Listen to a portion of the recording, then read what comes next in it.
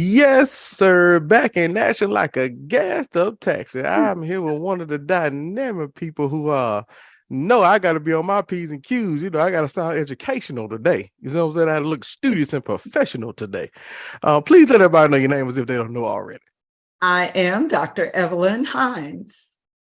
Dr. Evelyn Hines, how are you doing today, madam?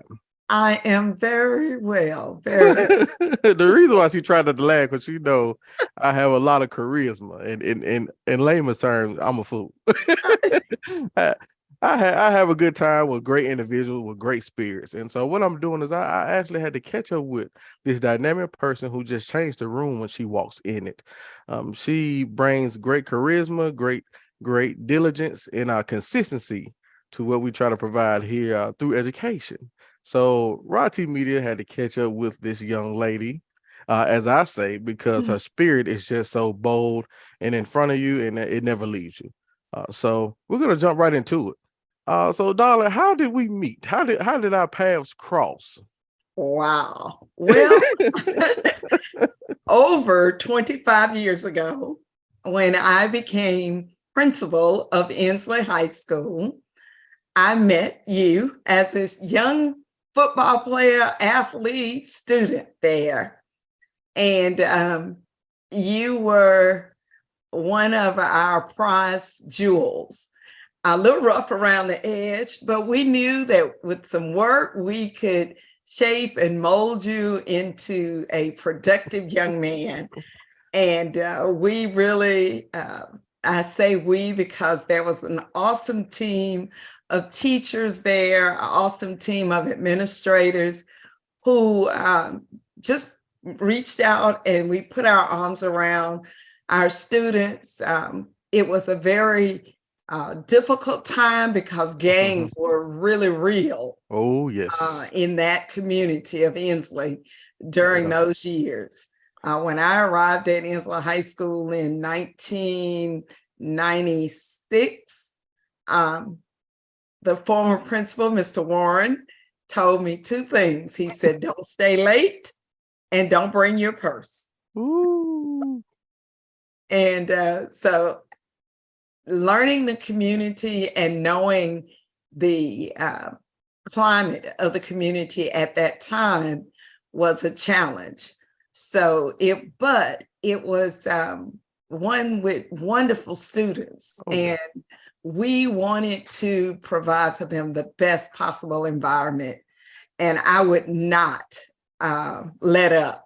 I do not regret one single day of my tenure as principal at Ensley High School. I know it was awesome. Now I will speak for the student body.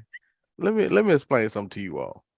There's not one thing that we won't do for this lady right here. Every one of us, if she asks for a slice of cheese and she want to cut a certain way, cut the corners off the edges, guess what we finna do? We finna cut them corners off the edges. That she did so much for us that we didn't even understand that she was doing for us, and even for our parents at the same time, by making sure that the school had some of those edges shaved down, molded. We was what we needed to be at that time. So that was a dynamic thing that you said to me. You got there in 96. I got there in 2000. And I was what you don't know. I remember when I first laid eyes on you, and we was in the office, and Ensley office was huge. The that office was huge, and it looked like a factory, almost, because you had like a big counter here and a big counter over there, and you had your office in the back. I remember like it was yesterday. And when I tell you, when you got up and you walked out of that office, everybody was on task. If they weren't on task, it's kind of like when your mom walk in the room and you like, I'm doing something I'm not supposed to do. You're like, it was like had that. a great staff. Oh yeah. And then I want to commend you because your staff, a lot of them became head principals. Yeah, a lot of them. Yes, several other teachers. I am so proud of that went on to become administrators as well. for fear of leaving somebody out, I won't even name them, but I there know, were I a know, I lot know. of them, and Yeah, several yeah. are still administrators. Still And administrators. I share that opportunity to pushing them forward, just as I was pushing you all forward. Yeah, yeah, You yeah. know, I had a lot of male teachers, and I would say to them, if you're going to stay in this business, you need to go back to school. Now, they didn't want to go back to school, but Right. I said, you got to go back to school because you want to be able to take care of your families. And they did. And now They they're did. administrators, and Yeah, it is such a joy to see yeah. that. And And I still remember putting you all in that auditorium, giving you all some real down home, dirty sermons about oh what my yeah, expectations were and what I knew you could become, and not to get hung up on the fact that you were from Ensley, right, that right. nobody else cared. Nobody cared that you were from Ensley. The world is You huge. said, and they care about results. Yes. And so Mhm. I remember all those sermons. I remember Mr. Shaddix. Yeah, yeah. Shaddix would stand there in the back when I was talking to you all, and Mhm. he was just being awe, like, Yeah, golly, that was good. yeah. I Right, said, right. was it good, Mr. Shaddix? He said, yes, that was Yeah. real good. You definitely had some sermons that made us sit up and pay attention. And we also had, now my coach, though, another thing, all the coaches were in the schools. So Yes, you could, and Ensley was made like a huge block. big And block, we had three floors, 3 floors, right? except for And the floor when you all would tell us freshmen it was a swimming pool it up was a swimming top. pool on the roof. Yeah. There is no swimming pool, baby. Look, they still trying to find a swimming pool on the roof. I'm full of freshmen. I tell you, look, I got to. Look, I had to speak abundance. I got. They got me. Everybody So gets it. yeah, right. So and in the back corner you had oh man. It was certain area you didn't even want to go up because Smoky House was on the first floor. Oh yeah. At the top you had John Douglas, you had Lyons, John Lyons, Mr. Holloway, Mr. Holloway, you had Mr. Bales. Bell, Terry Gaynor. It was like, oh, Yeah, it was, you did not want to go certain areas. Mr. Walls, RP Mr. yeah, Walls. that's Uh, right. and we had so We many just anchors. lost Mr. We Walls. just lost Mr. Walls, man. Great guy, science Yeah. guy, great. And And no, and I didn't have to worry because I said, go see Coach Ray. And they knew what that meant. Oh, that was Coach good. Ray. If you all may see Coach Ray on the side of the track, he's right there at the long jump. So if you ever Yeah, at these track meets, Coach Ray is right there. he's And still right there. yeah, Go man, see Coach Ray. yeah. They did not want to go see Coach Ray No, because we don't what want I didn't know is that Coach Ray still had a paddle. yeah, old school. Old school. And I remember that from elementary school. It was a long Man, time before I realized that Coach Ray still had a paddle. I thought he was writing suspensions, but no, he would give y'all some options. And it worked no, out. pretty much so. Pretty much so. And it was like you had to go see everybody. And Yes, yes. the crazy thing about it, when a good person would get in trouble, it's so funny because you're never in trouble, and you all know more of the bad kids than you know the good kids because you Yes. never have to see them. Yep. Right. And when I ended up having to chastise some of my athletes who would get caught leaving campus or get caught going over the bush or doing something they weren't supposed to. That old school brickyard. Oh, Lord, the brickyard. And Skeet. Yeah, Skeeter. Yeah, Oh my goodness. Skeet was our And guy. so we, I that was, and I loved athletics. And I remember when I allowed you all to have a dance, and they had not had a dance at Ensley in forever. Everybody was so excited. Oh yeah. We shut the gym down and had a real dance. And boy, everybody wanted to come over to Ensley to come to the dance. Like, you don't go to school here, you can't go. You And can't they were go. so disappointed. Oh yeah. Because we telling our friends, we about to have a Yeah. dance. But I'll tell you the funny thing from my standpoint, my mom didn't let me go anywhere. Oh no. Y'all parents were Oh, hard. I had to oh, convince them that you're gonna be safe, There wasn't nobody else gonna be there. That we were gonna have security. Yeah, And y'all parents were awesome. Listen. The parents in that community trusted me Mhm. with their children, Oh yeah. and they knew I was going to do right by you all. And I'm gonna And tell you, I ensured them of that because uh, it was so important to me. You all were my children, yeah, and that's the way I worked at it every day. These are my kids. These are my children. the Why one are you of over here? What are you doing there? Why are right, you not at school? right. You are absent. The funny thing, one of the funny things is when you were absent, which was very soft, Very rare. the whole neighborhood from inside the school out to the edges, they knew, oh, she must not be there today.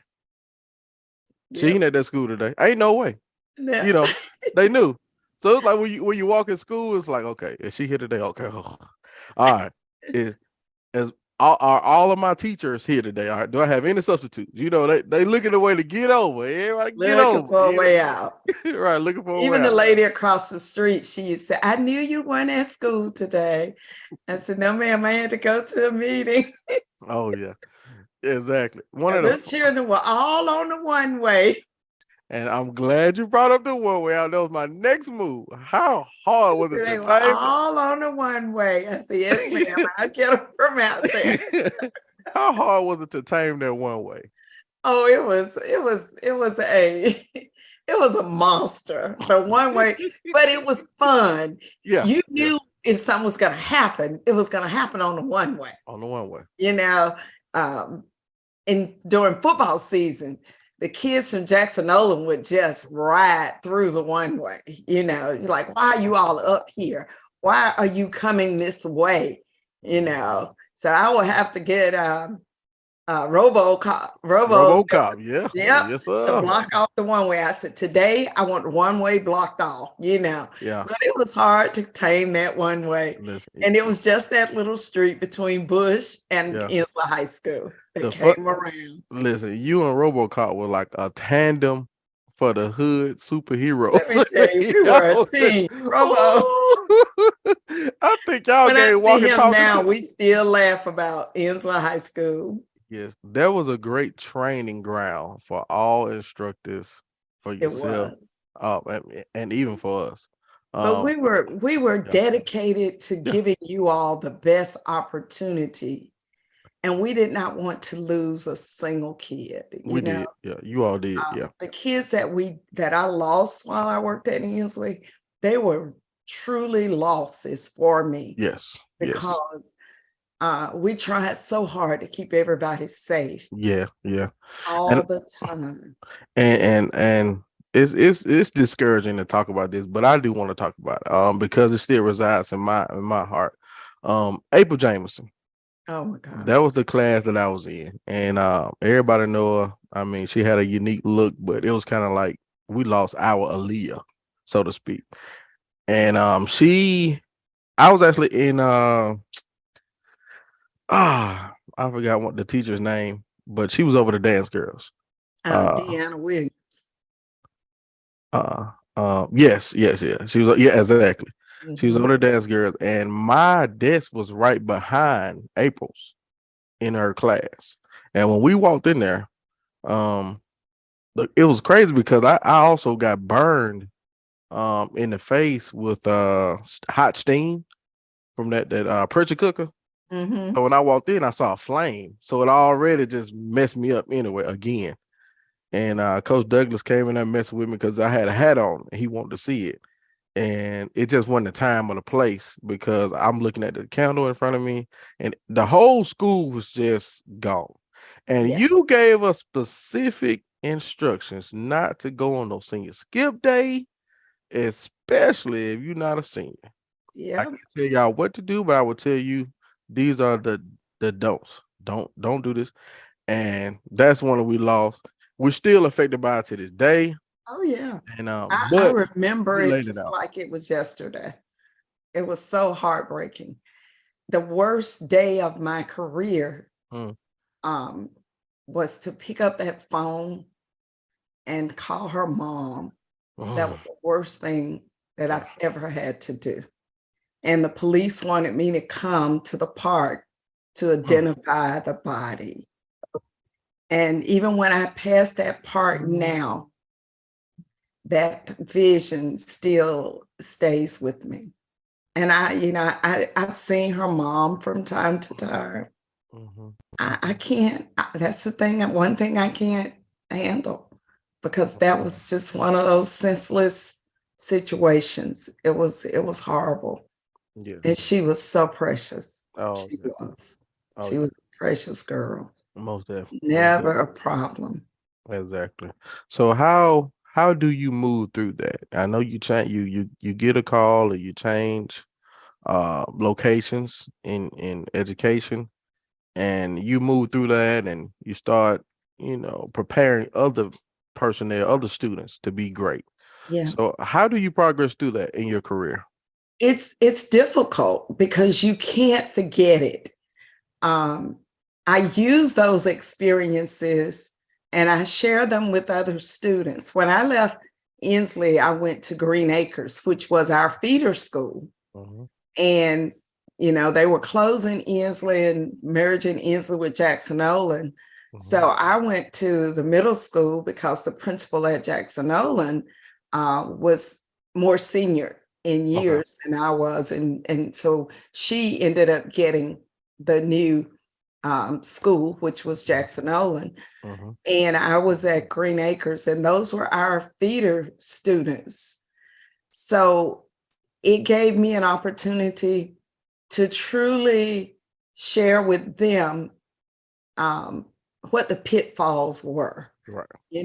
And a lot of them knew me, and most of their parents knew me because of Ensley. Okay. So they knew who I was. Right. Of course, I didn't know the younger kids, but they all knew my reputation preceded me. Right. And so parents were very happy that I was there. And the population of that school grew from, they told me I would have 268 kids. Well, when school opened, I had 658 kids. And I remember Dr. Towers saying, I need 13 teachers. And he's like, where you get those children from? Right, I said, right. from the neighborhood. They belong here. They just weren't not here. Right. And so the school grew, and you had an opportunity to really, really work with those families in the Central Park area and work with those kids. But I shared my experiences from Ensley. I brought those with me, and I was still battling with the loss of so many kids that we lost at Ensley. Right, right. That really, really was at the core of who I was. It changed me as a person. My career became my ministry. Right, right. After that, and it was truly it was really a personal journey for me, because there were a lot of young people lost in the decisions that they were making in that community during that time. And it hurt. I know it hurt, and I can definitely hear it in your voice. However, I want to let you know, we hear those things playing in our ear. Even as I got my scholarship from Ensley and went to Livingstone College in North Carolina, full scholarship, I could still hear some of your teachings lingering as I do certain things and try to complete certain goals. So I know they heard it. I know, when they were moving certain ways, they heard your voice, because I heard it, and you weren't even directly speaking to me. You speaking to all of us. So the ones that were doing wrong, just like in church, that sermon was for me today. Yeah, right. That was for you. I'm not doing this. I'm not running across the brickyard. I'm not doing all these crazy things. So they definitely heard it. So I know you don't have to let that burden just bury itself in your heart, because you have an example here. And that's one of the reasons why I came to Green Acres after graduating from Alabama A&M. I transferred, completed my engineering degree in mechanical engineering technology, and I wanted you all to see, hey, man, listen, somebody listen. I promise you, somebody listen. And And and I meet you all. I meet students all the time. I met Mhm. a young man in the grocery store on Sunday who is now a realtor. He gave Okay. me his card. He said, "I want you to be proud of me," and I am. I am so proud of those students Okay. who who made the right decisions, made it Yeah.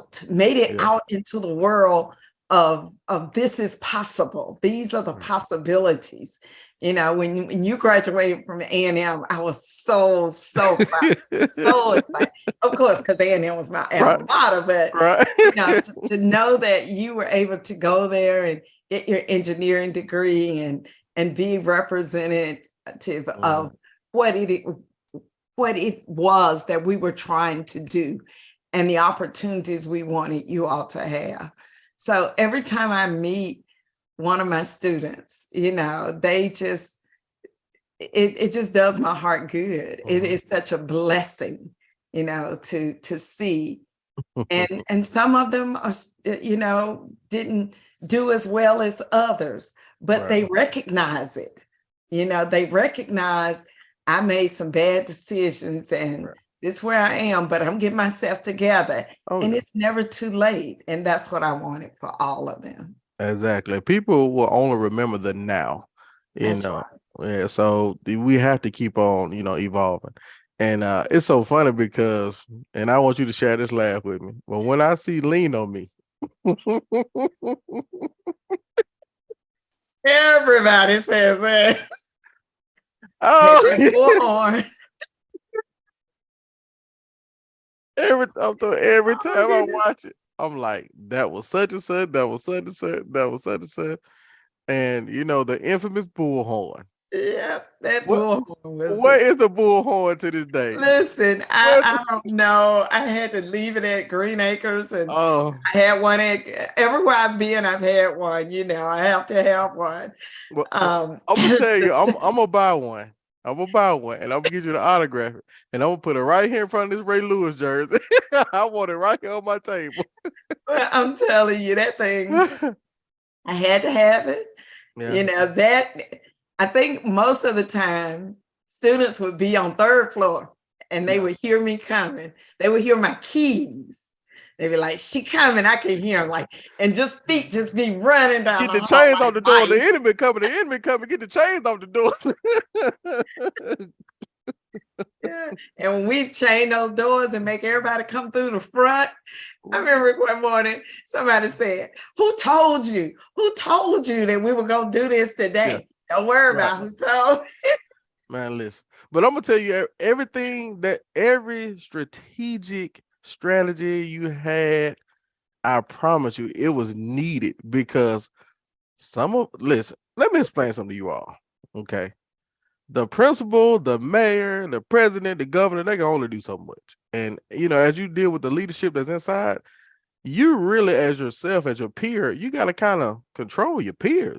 Say, hey, don't bring that. We don't need that. What you're doing, you got to kind of regulate them because it was when I was there, it was people that had guns. People had 8 balls. Y'all know what 8 balls are. People had all kind of stuff, and I have firsthand seen it. Now I was never one to have to carry or do any of that. I was one of the lucky ones because I was a star athlete. So with the athletes, you kind of like, man, leave them alone. They Yeah, focus on yeah. something. It's a respect all through the hood. That's just a national thing. So when she would come up with these different strategies, sometimes they'll lock the doors and they coming through the hallway with the dog. Lock a check. When I tell you, it'll be people standing on top of the desk, like, oh my God, she did a locker check today. I'm going down.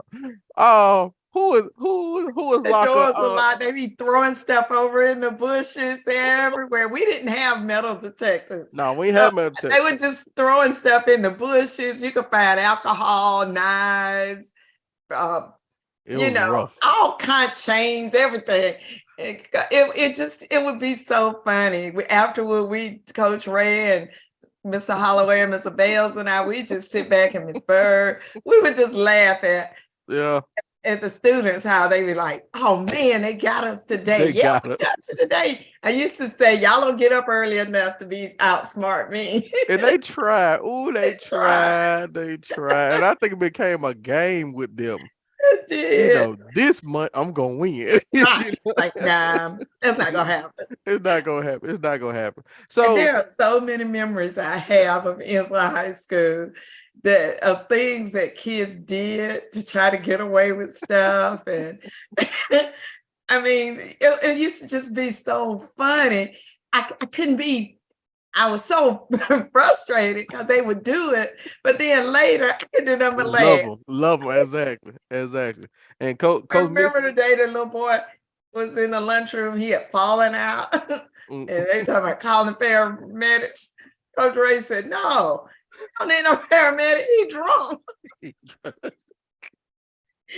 drank a half bottle of Canadian Mist. He don't need no paramedic.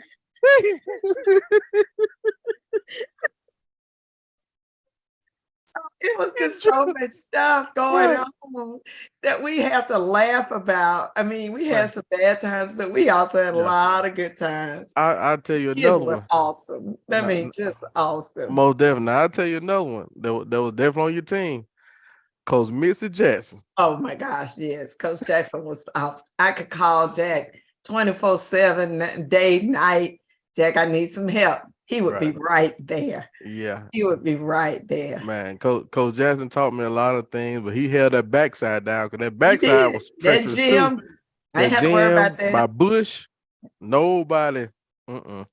And I'll tell you, speaking of drunk, I ain't gonna call the name, but one of your babies, we actually made it to the playoffs. And I told Coach, so I had this strategy as a player. I said, Coach, sometimes in a season, I don't need to start. I want to take mental reps of their key people, and then I go in and I can wreak havoc.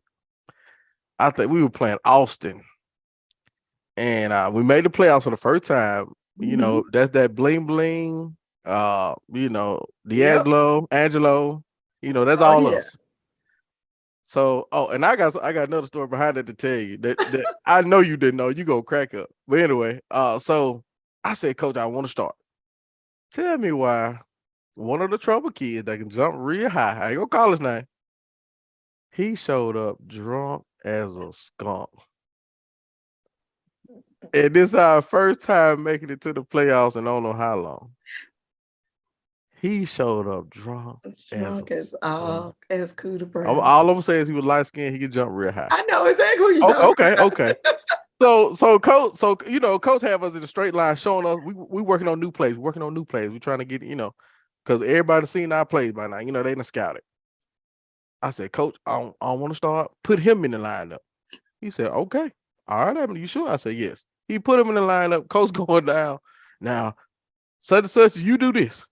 Such and such, you do that. He got to this person. He said, such and such, you drunk at dinner. He said, are you serious? Come on. And we had I think it was that day or the next day, we had to leave early.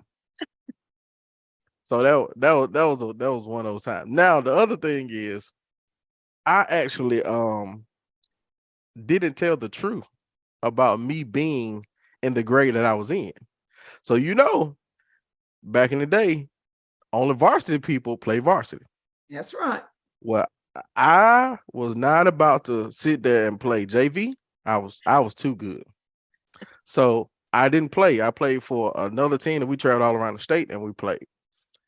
Won a championship. And ironically, the championship was held at Ensley. So my 10th grade, I said, I'm going to go ahead and play for the school. Basketball. So we had 9 seniors. I didn't go no JV. I went straight to varsity tryouts.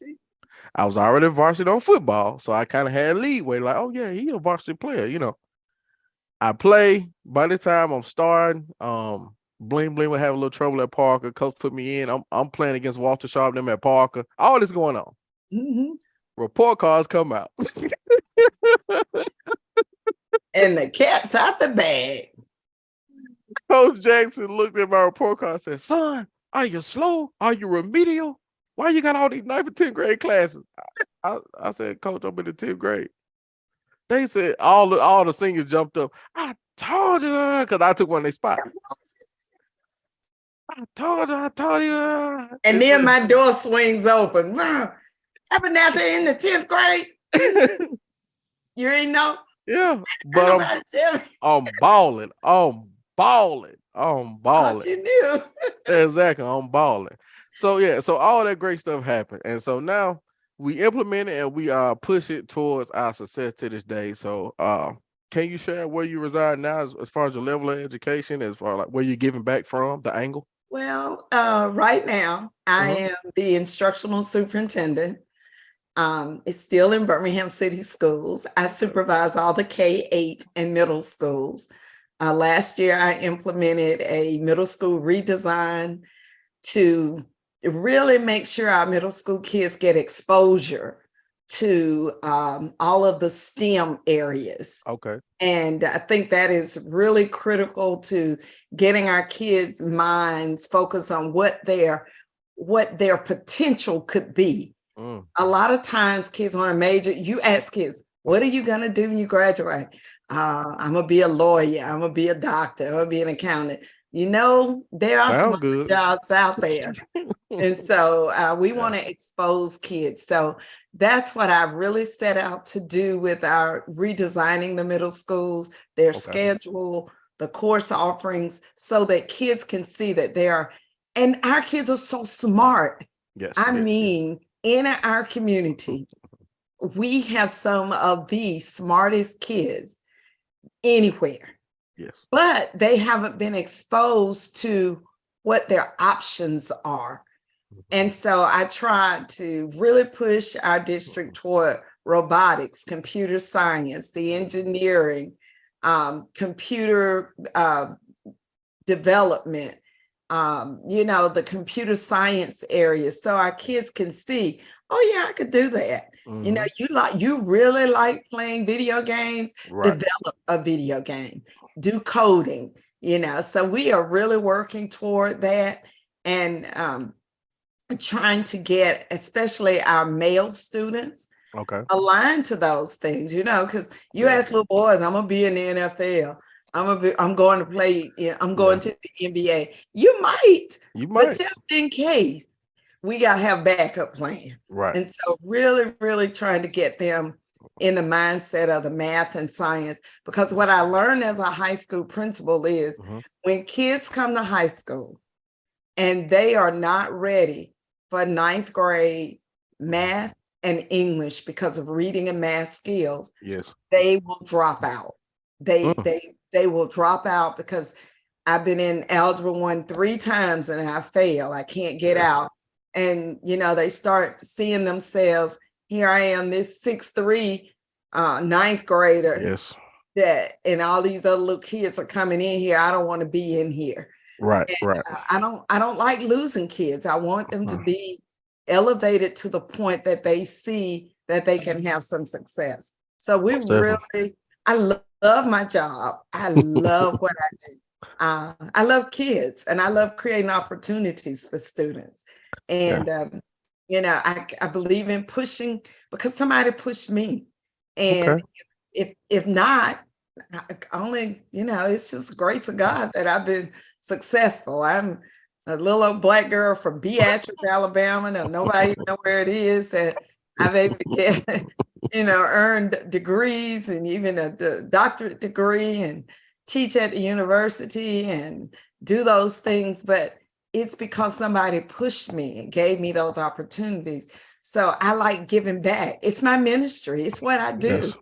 And I continue to open that door and let kids see what's behind that door, what you could do. And when I left Carver High School as principal, I had around 80 students in my senior class who were just first generation high school graduates. Wow. And when you still have 80 kids that they're the first person in their family to graduate from high school in 2020, that's a real that's really, really, Yeah. distracting to everything. And Yeah. I wanted that for kids. Right. The one situation that hurt me most Mm. when working with kids is that I had a young lady. Mm-hmm. I was able to get into A&M, Okay. and she got in. I got the ROTC guy to give her a scholarship, and Mm-hmm. took up that Saturday, interviewed. She did well. All right. That next week, she received her admissions packet from A&M. All right. In that packet was a Mhm. list of things they tell you to bring for the Yeah. dorm. Oh yeah. I, I She already know. came to my office, Abernathy. She came to Mm-hmm. my office in tears, and she said, "Dr. Nelson, I can't go." Right. I said, "Why?" She said, "What's all of this?" I said, Mm-hmm. "What's all of what, babe?" I said, "Oh, that's your dorm list." Right. I said, "Well, I can't go." She said, "I don't have this stuff." Mm-hmm. She said, "I got to take a pillow." Right.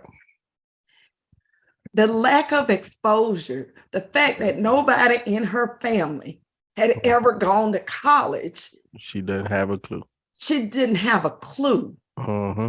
It's still that kind of stuff that Yeah. our students face, that if you don't have the right people in place Yeah. to help them. I said, "Baby, you going." You going? My Sunday school class, Yeah. at my church, that I gave them that list. 2 weeks later, they came back with trunks filled with everything that baby needed, and Yes. bought 2 extra trunks for other kids that had. So, there are so many situations Yes. that I am so blessed to have Yeah. been a part of. I don't Mhm. need anything. I don't expect anything. I Right. just want to give. I want those kids to know they have an opportunity. Right. And, you know, go, see, do, have that part of your life, Mhm. because it's critical to you and your family. Because one person in a family Yeah. who gets a college education changes the trajectory for everybody else in that family. Most And so definitely. I really, really, want to see Yeah. kids move in that Yeah. direction. Yeah. I was There's still a lot of kids in Birmingham it is. It it that it, need def- it definitely is. And I didn't open my mouth when I was at Ensley. And my mom had an excellent job. She was 14 years secretary for the chief of staff of UAB. that. Hmm. And but when I say we had the baking soda and refrigerator, and I know a lot of kids were the same way, we were the same way. And my mom put on a lot of events while there. And we had to, hope it was some food left over from those elaborate events that they have. And it would be a joy for me to go out there. And that's when I saw the first big shaver, the big dish with the plastic on the top. Hmm. Loving it. And my house caught on fire twice. Uh the end of my high school career. Hmm. And I had to catch the bus from Bessemer all the way down to, you remember? Hmm. Yeah. And I could relate to a lot of people with different things. And I was like, this family is so rich up here in Ensley. And you But we spearhead. weren't gonna let you go without. Yeah, exactly. Y'all didn't let me go without. And I didn't want to change schools because I was just about to go to Just Lanier. And We said, no. yeah, Somebody yeah, coming from that way, we'll get you a ride. yeah, and that's when I would definitely say Marcus Parrish, Jonathan Dansby, and John Lyons. Yeah. They were devotedly taking me to Bessemer, and there was some days I had to choose between my 85 cents to get a bus ride and a transfer or eat that day. And I would just tell, you know, Coach Lyons, I said, hey, who's at Huffman now? Who's the principal? And I'm sure he's still Mhm. doing these type of things over there Oh for yeah. those kids. Yeah. I'm like, hey, I didn't eat today. So for him, all he heard was, I need a ride today. You know, he heard it. And those things were dynamic. I mean, just the village that you all created over there, you created, you spearheaded, really set the momentum for all of us to this day. And I help kids to this day. Yeah. I actually talked to Coach Davis, Coach Orlando Davis. Mm-hmm. That's one of my mentors. He actually started all this stuff. So Mm-hmm. you, Orlando Davis, and John Lyons, I'm gonna do something special for y'all. So Oh well. I know you don't need what you. Listen, I know you don't need that. I know you don't want that. you are That's not what it special. is. Just seeing you, your Yeah. success that you're having, that you just Yeah. knowing all of that, that is enough. Oh, See, I ain't me, say it was gonna be a mansion. I just said I'm gonna do. but I'm saying the blessing. See, I always tell people um, about wanting to be principals. Mm-hmm. I will say to them, if you're doing it so you can get a raise, or Right. if you're doing it for the position or title, that's the wrong That's the reason. wrong thing. It's the wrong reason. See, I like blessings. I Okay. like when I ask the Lord for something, Mm-hmm. He says, she got it, She got it. because I did right by other people's children. Mm-hmm. My children did well, Yes. but I tried to do right by other people's children. Right.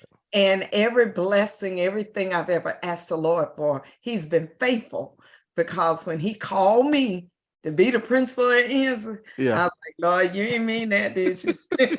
And He said, I promise. He mean that. He promised me He'd be with me, that He would not forsake me, and Hey, he is still with me. what, And so that's it. when you first heard come be the principal, did you say no? That I no. said, You try to y'all ignore? sure? Did you try to ignore it? When Dr. Brown called me down to his office and he said, hey, the teachers at Ensley want you to be the principal. I said, who? What you talking about? You know, like, Somebody hey, mad at Willis, me. what you talking about, Willis? No.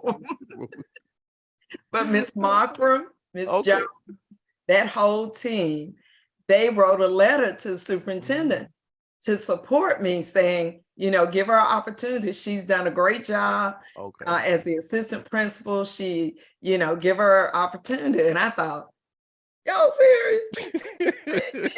A little girl. Right. But it was what I was called to do. And the Lord promised me, He said, I'll never leave you nor forsake you. And it has truly been a wonderful ministry. I've grown. Oh, my Lord. Yeah. I have grown up. I have grown through. I've had some real tough times. My reputation has been attacked. My character has been attacked. But you know what? The Lord never left me nor forsake me. Exactly. And there's plenty more things that we can definitely talk about. Some people, kids marched on your behalf. So I only want to get into all that. So listen, I my ear to the streets now. So, and I was like, where is it? I go in the line, but I remember one of the Ensley students saw it on the news and said, and they were saying, Dr. Evelyn Nettles. He said, that ain't Dr. Nettles. He said, that's Miss Ball. He said, I know who that is. That's Miss Ball. That's Miss Ball. He said, Miss Ball, is that you? Are you all right? I said, yeah, I'm all right, baby. I'm all right. They do not want to deal with us at full strength. That's why they had to sneak and do a little thing. Now, so let's go ahead and transition into you give so much, and let's talk about your happiness and your peace. And I want to set the question up for you. How do you hit the reset button after giving so much to the students and their colleagues and their families? How do you hit the reset button for your happiness and your peace? Yeah, it's because I do it as a ministry. Okay. I do it. It is to gain the blessings, to gain the assurance of Christ that I'm doing the right thing. Okay. And that's what He called me to do. So every day it's new mercies. Every day it's a renewing of who I am and what I'm here to do, and it's a purpose. And that's it. That's my peace. It gets tough. And I don't feel, I'm at a place now where after 37 years in education, I don't feel that everybody is genuinely concerned about children. Right. That bothers me. Yes. That is the one thing that makes me very agitated and frustrated, because I see adults make decisions that impact adults. What about the children? They're going to grow up. You all were 17, 18 years old. Now y'all 35, 40 years old. Yes. You know, they grow up. Yes. How do we not make decisions that will impact the lives of children? I have a real issue with that. Yes. But I see a lot of adults who are selfish. Oh, yeah. They only want to do what's good for them. And they're not thinking about children. And we make decisions some days without saying, is this what's best for the children? Yeah. And I can second that motion. I had my small tenure in education, and I wanted to give back. And when I look to my left and my right at these, teacher meetings, and when I come to their classroom, even the way they had to bring kids to my classroom, I said, this is just a big daycare. That's all it is. That was the atmosphere. And I compared the two. When I was in high school, and I know it's a different time, but there's still the teachings you all gave me what I implemented in my class. So teachers started bringing kids to my classroom. They bypassed the principal office. They brought them to my classroom. Yeah. And I could have the baddest of the bad kids in there. And never have a problem. No problem. And I can teach engineering, which is very complex. Yes. So, yes. So, well, I want to go ahead and thank you so much for your time. Oh, you're welcome. Thank you. And I want to give you your flowers while you live. I know you're tired of receiving them, but Abernathy to give you his flowers. Thank you so much, Abernathy. Thank you. I appreciate that. It does my heart good, and I really appreciate it. But I loved you all as my own children. I loved you all. Well, I'm gonna be selfish. Don't be talking about them right now. You love me, right? I love you too. We used to always do that in the hallway. And I always look forward to seeing you and all the, every one of you all. Most definitely. I'm so proud of you. So proud. Most definitely. Well, I appreciate the time. Give me that chance. Oh, most definitely. It was a great decision. Great decision. Well, I'll tell you, I'm the type you don't have to put me out. I know how to leave. I know how to leave. Well, I appreciate you so much. Thank you so much for doing this. Anytime. This has been a virtual pull-up show with Roderick Abernathy by the way of ROTC Media. Thank you so much.